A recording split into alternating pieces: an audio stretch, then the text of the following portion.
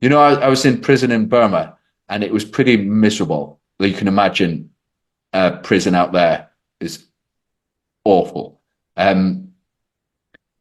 But there was every morning about 5:30 in the morning, there was half an hour of silence. And believe me, for 23 and a half hours of the rest of the day, there's always noise, and quite a lot of it. This silence was beautiful. I know there was a light bulb in my cell 24 hours a day.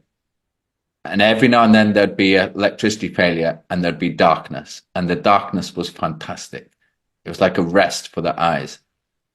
So I found myself thanking God for silence and darkness, which is not even a thing.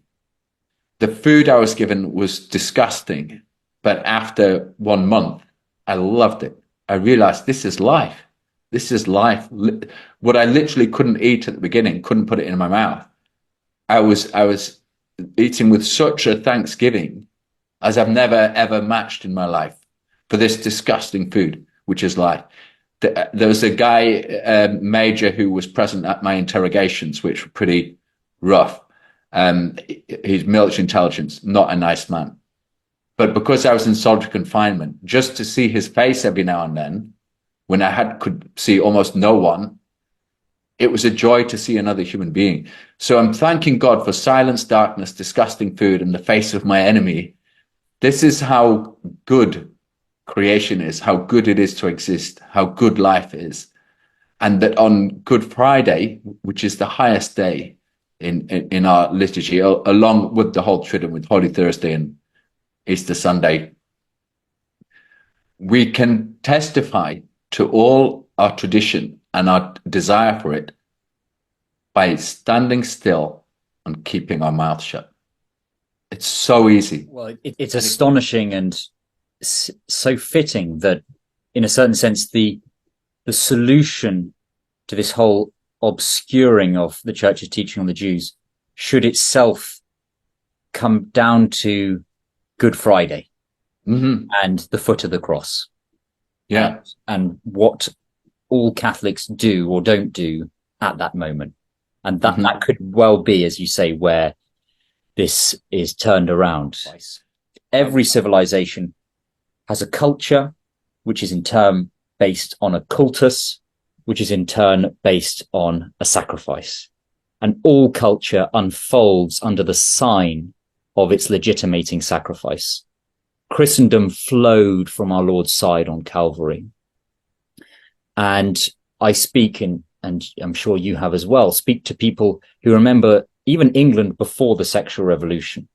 So this is England in the last days of a very defective and very reduced Protestant biblical culture.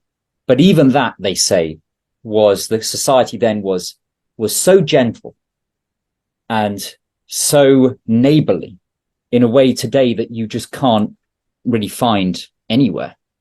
And that was in the 1950s. Can we imagine how human and true and good and beautiful society was in the High Middle Ages under a sacramental social order?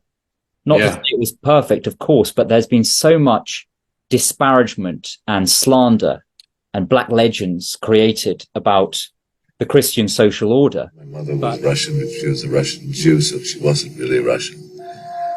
Wasn't really European, wasn't really North American. I was talking to a friend of mine who said that he thinks that some of the people of our time would have been preachers if they weren't artists, in another time where that would have been the way to get your message across, they would have been preachers. Do you see yourself sometimes that way? Sort of a... Well, I was brought up to consider myself a descendant of the high priest. A Cohen.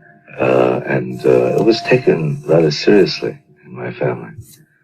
That we were direct descendants of Aaron, the high priest. So there has been that sense. I've always been attracted to ceremony and to dealing with sacred material. Maybe that's in the blood. I did have some consuming vision. I do have certain secret chambers of thought, which involved, reestablishing a theocracy and being the high priest of a new invisible temple and dominate the world with a compassionate vision. Any system you contrive without us will be brought down. We warned you before, and nothing that you built has stood. You have your drugs, you have your guns, you have your pyramids, your pentagons. With all your grass and bullets, you cannot hunt us anymore. All that we disclose of ourselves forever is this warning. Nothing that you built has stood. Any system you contrive without us will be brought down. One of the great themes of Kabbalistic thought is the idea that the thrust of Jewish activity is the repair of God. God, in creating the world, dispersed itself. The creation is a catastrophe. There are pieces of him or her or it that are everywhere, in fact.